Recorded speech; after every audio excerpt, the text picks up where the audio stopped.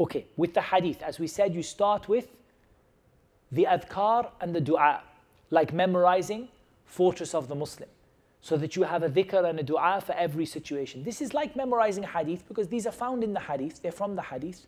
But instead of memorizing the whole hadith, just the dua itself, like take the book Fortress of the Muslim and start memorizing it page by page. So you'll know the dua for going to the bathroom, the dua of going out of the house, what you say when you go into the house, what you say when you go into the masjid, what you say when you come out of the masjid, what you say when things are hard, what you say when things are scared, what you say when to protect yourself. You will have a little remembrance for each one.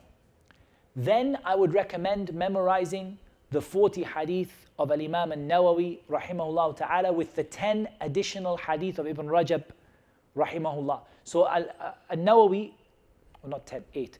An-Nawawi wrote 42 hadith in his book called the 40 hadith. There are 42 in there. Ibn Rajab came along and added 8. So in the copy you have of the 40 hadith of Imam An-Nawawi, there should be 50 hadith in total. 42 from the author and 8 from Ibn Rajab. And these are the most important 50 hadith in the whole of Islam. And they're short as well. Most of them are just 3 or 4 lines long. So this is something for children. If your kids are not doing it, they should start doing it. And likewise for yourselves, that at least you have the 40 hadith of Al-Imam An-Nawawi memorized, inshallah. Then I think you should go on to a book of sort of fiqh, hadith relating to fiqh. Hadith relating to fiqh. So for example, this could be Umdatul Ahkam, or if you really feel like you have a lot of energy, Bulugh al-Maram, and a book of hadith that relate to the rulings of Islam, the halal and the haram.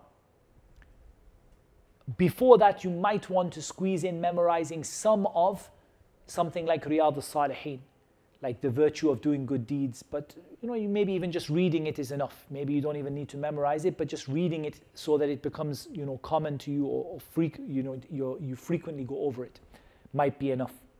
But definitely to memorize a book of ahkam, a book of rules and regulations from the hadith. The hadith that deal with halal and haram, how to make wudu, how to pray, how to fast, how to give the zakah, these ahadith. And if you wanted a short book, maybe Umdatul Ahkam is a bit short. And if you feel like you have the energy for something long, then you could start Bulugh al-Maram. But ideally, these books would be after you have finished the Quran. So the 40 hadith of Imam An-Nawawi, while you are memorizing Quran, you can memorize that because it's not going to distract you from the Quran too much. But as for when you get into these big books that are like 300 hadith or 1,000 hadith, then for sure that's going to take away from your memorization of the Quran. So you should try to finish your memorization of the Quran before you do that. And of course, that is from the voluntary knowledge. It's not that everybody has to memorize 1,000 hadith or everybody has to memorize 2,000 hadith, but this is a good memorization program to get going on.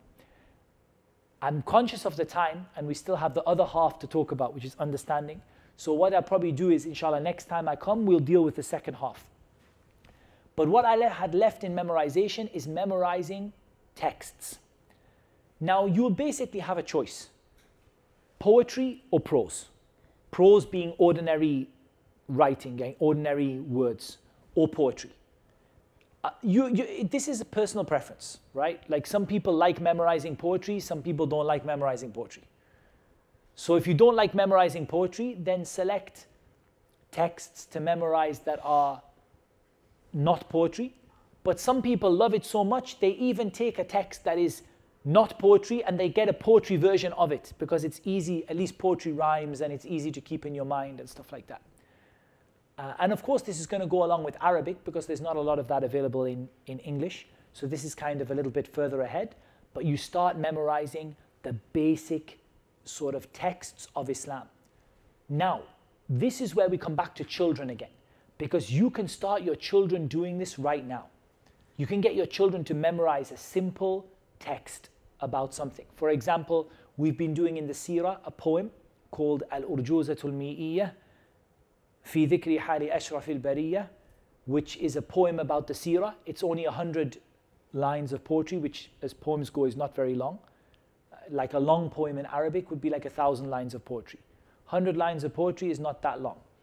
And you can have children, by 8 years old, 9 years old, 10 years old, and the kids generally, their Arabic is usually better than ours, and their memorization is better than ours, and that will stay in their mind forever. Their whole life they will have the events of the seerah locked into their mind through a really nice poem that rhymes at the end and has really, it's really cleverly written and it has beautiful meanings in it.